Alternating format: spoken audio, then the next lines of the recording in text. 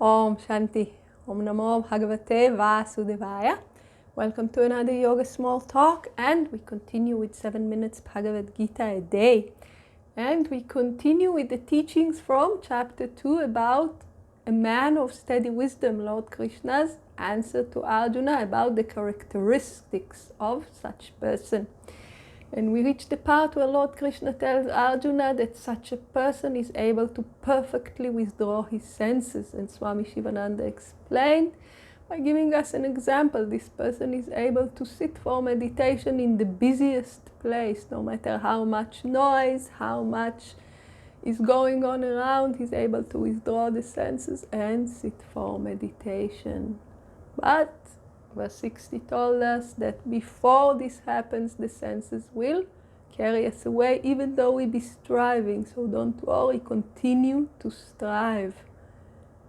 It is a very natural stage, and it will pass as wisdom dawns.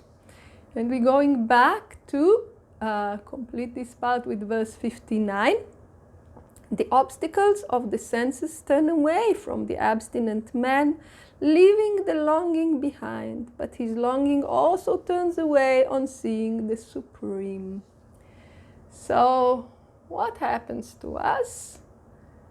We start practicing this pratyahara. We start practicing this withdrawal of the senses. As we say, we sit for meditation and we close our eyes. But our longing to know what's happening outside is very, very powerful. It didn't go away. It didn't go away, so we try to make up for the closed eye. We try to gather this information otherwise, through the other senses.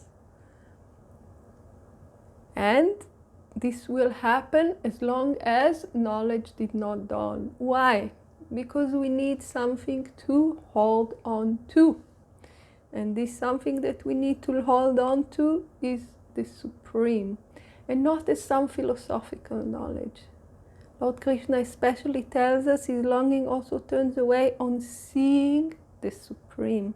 So once there is self-realization, once there is a direct experience of the divine consciousness, then the senses are willing to give up, because they know, okay, I'm not this body, this is who I am. Swami Shivananda explains in the commentary, knowledge of the self alone can destroy in toto the subtle vasanas, the latent tendencies. Those are the things in our mind that make us come back again and again to this longing. And all the subtle desires, all subtle attachments, and even the longing for objects. By practicing severe austerities, by abandoning the sensual objects, the objects of the senses may turn away from the ascetic, but the relish or taste or longing for the objects will still remain. So Swami Shivananda here reminds us again and again that even when we are practicing austerities, that we are practicing renunciation, it is a practice. He is telling us the object of the senses may turn away from the ascetic, meaning we will start going away from the objects of the world, but we will still have a craving. And as long as this craving is there, and this is a very, very important point for the practitioner to understand, as long as the craving is there, the practitioner is at risk. Why at risk? Because this craving can always win. So in the Srimad Bhagavatam, we have the beautiful story of Vishvamitra, a really, really great sage. And this sage was practicing austerities for many, many, many years and reached very high levels of spiritual attainments. And he was living far away from the world, in a forest, in seclusion, practicing meditation and tapas austerities all the time.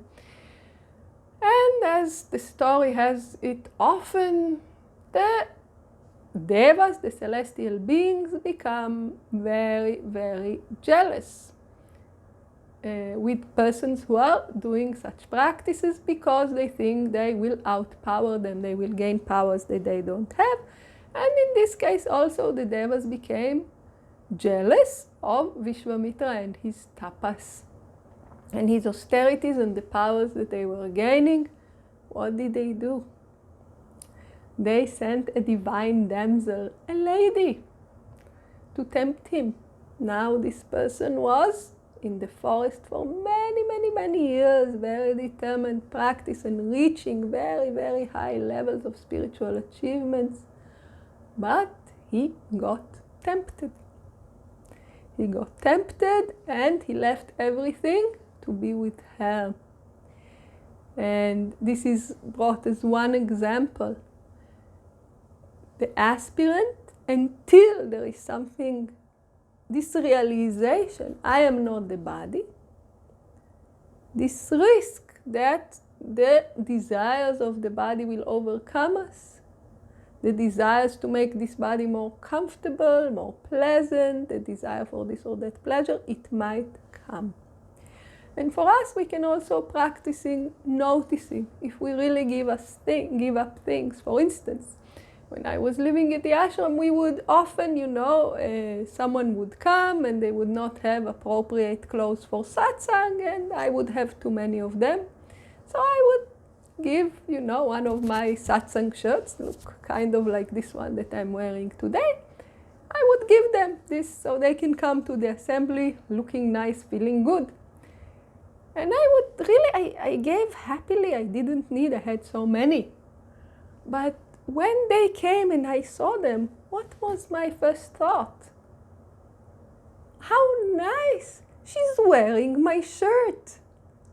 Mine is no longer mine for a long time, but I am still attached.